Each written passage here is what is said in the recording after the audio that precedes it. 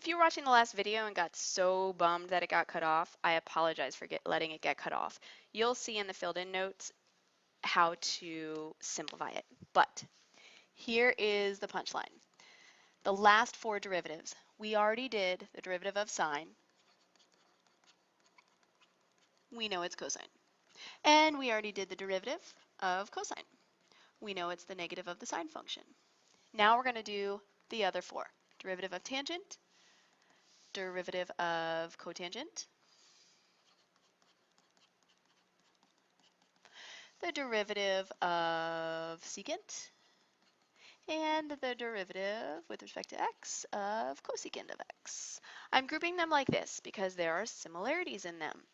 The derivative of the tangent x is secant squared x. You saw in the last tutorial why.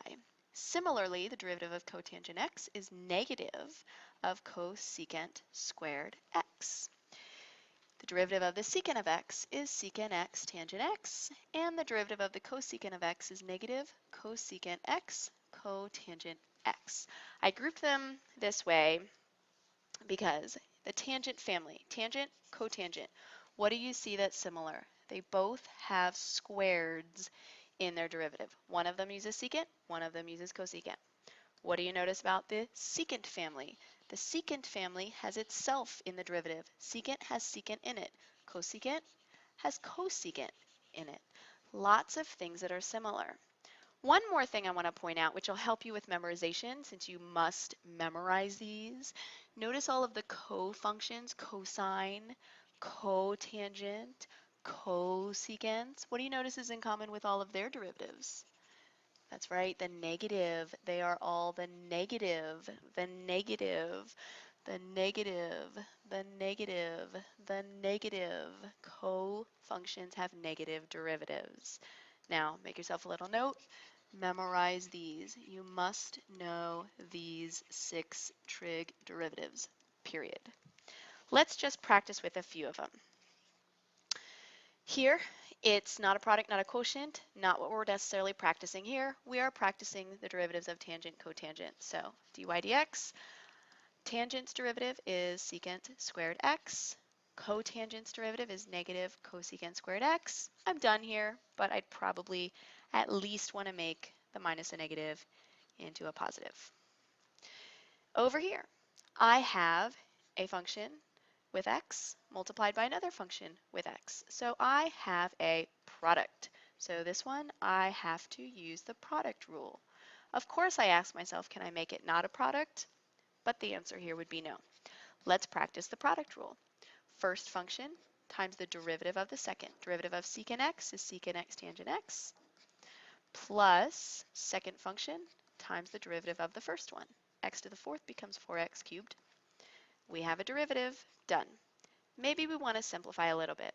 Often you'll see factoring happen. X cubed is common in both. Secant x is common in both. What's left? X and a tangent of x. What's left over here? A 4.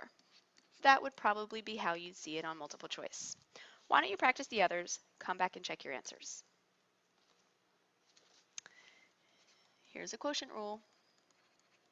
Let's practice the quotient rule. Remember, in the quotient rule, we always start with the bottom. Bottom, bottom, bottom, bottom.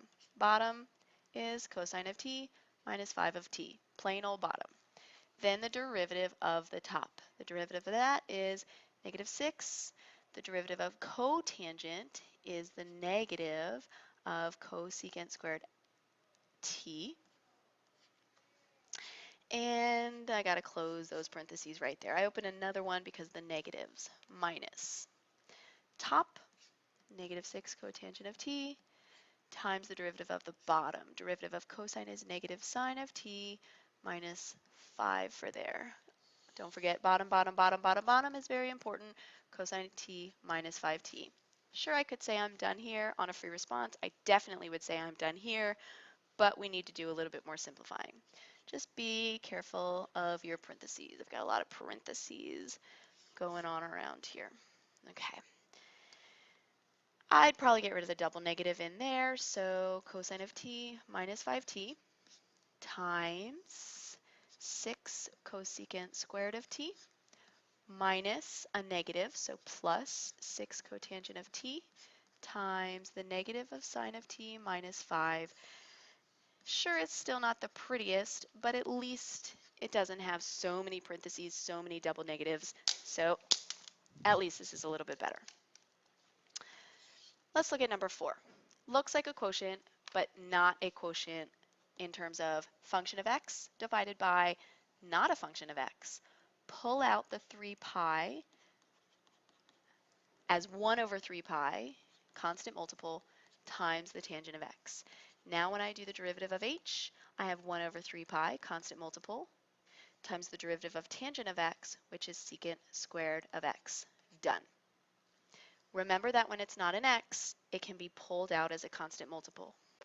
Now wait a minute, you must be asking yourself. Don't forget about the denominator squared back in number 3. Let's make sure our denominator gets squared.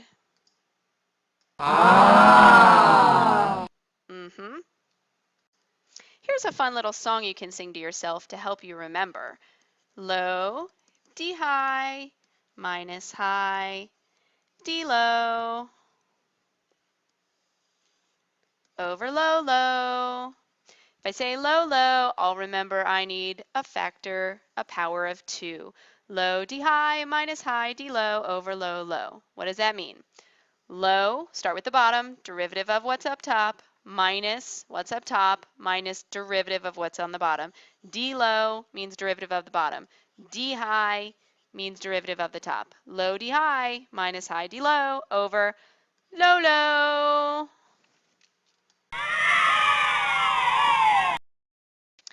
Number 5.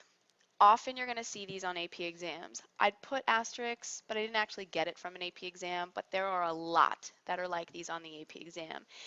This is saying simplify this limit. Is it saying use our limit strategies? It could, but is that the most efficient way? No. This is testing your definition of the derivative. Remember that the derivative comes from this limit definition. The limit as h approaches 0 of f of x plus h minus f of x all over h, or use delta x is in here also, it's the same. So basically they're saying, do you recognize that this is the limit definition? Do you recognize what is the function? The function is usually what's over here. Subtraction has to happen. So the function is not negative. The function is cosecant of x. Do you recognize that it's the function also because it's the cosecant of x plus h, since it's f of x plus h? And therefore, since you recognize that this is the derivative limit definition, that they're basically just asking what is f prime of x if f of x is cosecant of x? Well, now you know it. F prime of x, you know your derivative rules, negative because it's a cosecant x in it because it's a secant family, cotangent x, and done.